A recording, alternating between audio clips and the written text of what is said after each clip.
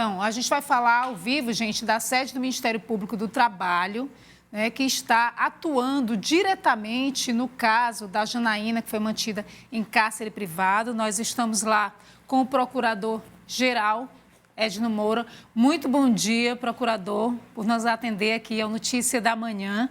E aí eu queria saber do senhor agora, né, como é que o Ministério Público do Trabalho está conduzindo essa situação, qual que devem ser os próximos passos para atender a esse caso que acabou estarrecendo tanto, né, a todo mundo. Bom dia, mais uma vez.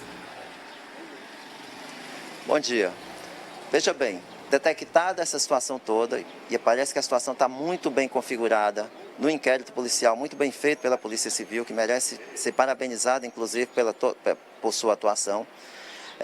No âmbito do Ministério Público do Trabalho, nós vamos buscar a responsabilização na esfera trabalhista e na esfera civil. Isso significa que nós vamos buscar os direitos dessa trabalhadora, da Janaína, e também vamos buscar uma indenização por dano moral individual e uma punição na esfera civil, que nós chamamos de indenização por dano moral coletivo, que é exatamente uma situação que busca desestimular esse tipo de conduta muito agressiva contra a sociedade, que foi exatamente esse caso detectado aí envolvendo essa trabalhadora. Doutor Edno, a gente tem falado muito aqui com o Ministério Público do Trabalho sobre a questão das condições análogas à escravidão, mais relacionada ao trabalho no campo, né, nas zonas rurais, na agricultura. A gente vê agora um caso real, estarrecedor, na zona urbana e que, infelizmente, não é um caso isolado. A gente sabe que isso acontece ainda com uma frequência maior. Aqui no estado do Piauí, nós já tivemos outros casos semelhantes a esse da Janaína? Como você bem falou, infelizmente essa é uma situação que está ocorrendo também, que ocorre aqui no estado do Piauí, mas que nós temos uma dificuldade muito grande de combatê-lo por conta de dois fatores. Primeiro, que o lar ele é inviolável, ou seja, então para que você possa ingressar no lar, no ambiente da casa, na residência de uma pessoa, você precisa antes de uma ordem judicial, o que dificulta, obviamente, o combate a esse tipo de prática, nas áreas urbanas ao trabalho escravo doméstico. Uma situação que nós não encontramos, ou seja, é uma dificuldade que nós não encontramos no combate ao trabalho escravo na zona rural ou mesmo em empresas na zona urbana.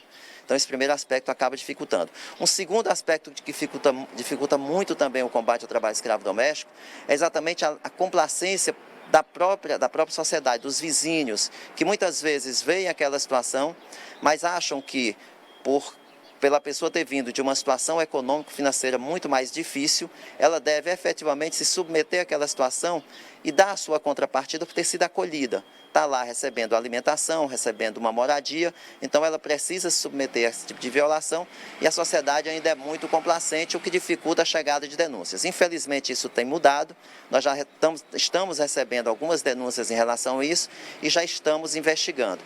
Também, por conta de toda essa dificuldade que eu mencionei, este é o primeiro caso de trabalho escravo doméstico, efetivamente envolvendo uma situação de trabalhadora adulta. Anos, né, mantidas nessa situação de cárcere privado. Nessas condições, quais que seriam esses direitos, inclusive em relação à indenização? A gente viu há pouco, né, a advogada mencionando que, infelizmente, tem um período de prescrição, doutor Edno. Não teria direito aos 15 anos, de fato? Como é que funciona isso? Pois é, do ponto de vista do Ministério Público, essa prescrição ela não se aplica para esta situação específica. Ou seja, normalmente existe uma prescrição que você só pode buscar os seus direitos na Justiça dos últimos 5 anos. Mas, nesse tipo de caso, o Ministério Público do Trabalho tem defendido isso, tem uma tese que tem tido uma receptividade do Judiciário. Nesse tipo de caso, em razão da grave violação, são imprescritíveis os direitos de trabalhadores submetidos à condição análoga de escravo. Então, é essa a tese que nós vamos buscar para que ela possa receber os direitos de todo o período em que ela foi submetida a essa exploração grave. Que bom, né? Que no caso da Justiça do Trabalho há uma outra visão sobre isso. Eu gostaria que o senhor reforçasse também para os nossos telespectadores, doutor Edno Moura, essa questão da escravidão doméstica, no caso, como a gente está vendo, no caso da Janaína, né? Na zona urbana, principalmente, quais que seriam as características? Como que eu posso identificar? O senhor até citou os vizinhos, às vezes um familiar. Como que eu posso identificar que alguém está nessa condição de trabalho análogo à escravidão?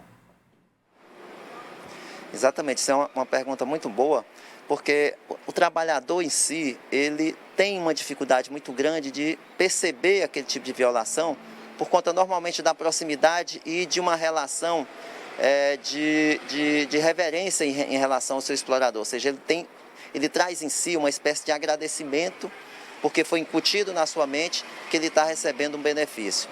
Mas as pessoas que estão próximas, as pessoas que não estão participando diretamente daquilo, eles podem perceber quando a trabalhadora ela trabalha em um determinado local sem receber qualquer quantia, ela é submetida a uma jornada muito superior, que a gente chama de jornada exaustiva de trabalho no lar, muito superior à jornada legal. Normalmente são pessoas que são trazidas de outros locais, ou de outros municípios, ou da zona rural daquele mesmo município. Normalmente, para que essas pessoas, sobre algum tipo de justificativa, não, então de fraude, a pessoa vai receber, vai vir para cá para poder estudar. Então, são todas essas situações que ajudam a identificar uma situação de trabalho escravo. Principalmente o fato de não receber qualquer tipo de remuneração, como era o caso da Janaína, que sequer conhecia dinheiro, e você ser submetido a uma jornada muito grande de trabalho. Muito obrigada ao Procurador-Geral do Ministério Público do Trabalho, Edno Moura, pelos esclarecimentos trazidos aqui para a gente no Notícia da Manhã. Então, Edno, muito obrigada.